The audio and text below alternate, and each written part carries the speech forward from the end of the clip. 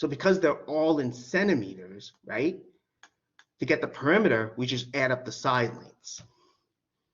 Doing so, we get 64 centimeters. And now related to the question someone just asked, do we actually know enough to get the area of the parallelogram? Well, actually here we don't know what the height is, right? The height is not given to us. Okay, you know, the sides here, they don't look perpendicular. Now, how would you know if they're perpendicular? This little square down here would be given. This little square, this denotes that the angle is perpendicular, you know, 90 degrees in other words. Because I know these are not drawn to scale, so it's kind of hard to tell if this is a 90-degree angle. That's why I will give you this square. So here we don't have that. So we don't have the height. So in this case, we can't find the area. Now again, is there some geometry trick or procedure or whatever to get the height using the side lengths? Honestly, I don't know off the top of my head.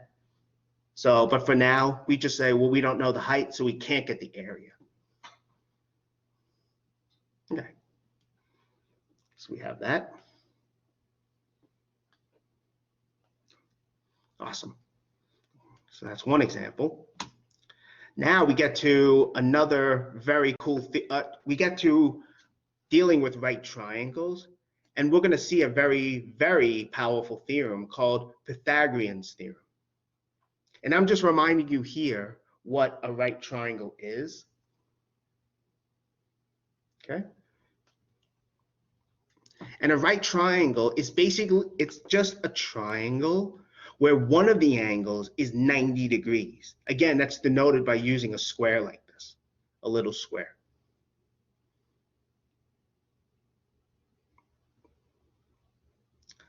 The side opposite the 90-degree angle, right? This side is opposite it.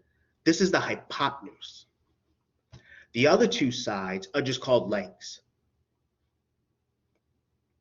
So for a right triangle, you have a leg, you have another leg, and then you have the hypotenuse.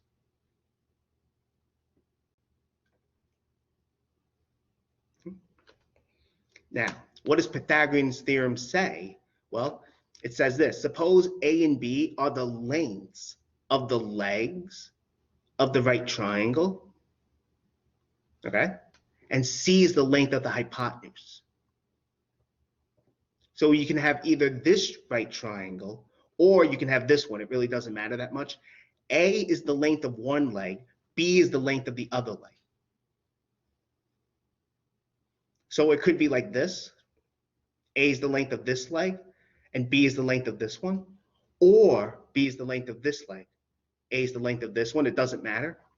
Pythagorean's theorem says that A squared plus B squared is C squared. So in other words, the sum of the squares of the legs equals to the square of the hypotenuse. Now you might be thinking, well, how's that going to help us? Well, what's really nice about this is if we know two sides of a right triangle, any two sides, we can get the third side easily. The length of the third side, that is. Every right triangle satisfies this theorem.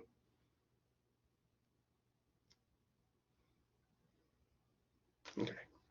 That's what Pythagorean's theorem says. Okay, well, that's fun. So let's do an example. So let's suppose we have this right triangle, and we don't know B, okay? But let's say we know the length of this leg, which is 3, and the hypotenuse is 5. Can we get the length of this leg? Well, yeah, by Pythagorean's theorem. And that's what I'm doing over here. Because we know by Pythagorean's theorem, A squared plus B squared is C squared. So we have 3 squared plus b squared is 5 squared. And now we just basically use basic arithmetic, or algebra, I guess. 3 squared we know is 9. B squared, we don't know what that is, so we leave it alone. 5 squared becomes 25. You know, remember this little 2 up here, this is an exponent. This just means you multiply the number by itself.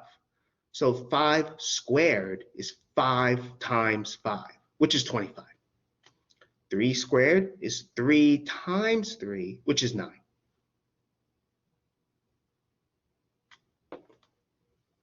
And so from here, right, we want to, 1 second, let me just finish this. Then I'll get to your question. We want to solve this for b, right? So we subtract 9 from each side because you want to get the unknown all alone. So b squared is 25 minus 9, right? We subtract 9. 25 minus 9 is 16. Okay, so if b squared is 16, how do we get b? We're taking the square root here. That's what this notation is. And the square root of 16 is 4. This is something that the calculator can do. This notation is in the Desmos calculator. Although really any calculator I think will have it. Okay, I think someone had a question. Yes. Is it okay if we leave it like at 16, or do we always have to find the square root if possible? Well, you really want to find the square root though, because here we have b squared is 16, but we don't want b squared, we want b. So you have to take the square root. Okay. Is there always gonna be like a number that has a square root, or?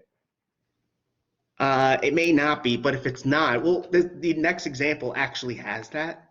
Oh, okay. Sorry. But if it's not gonna be like if it's not gonna have a nice square root, I'll tell you how many decimal places to round to. Oh.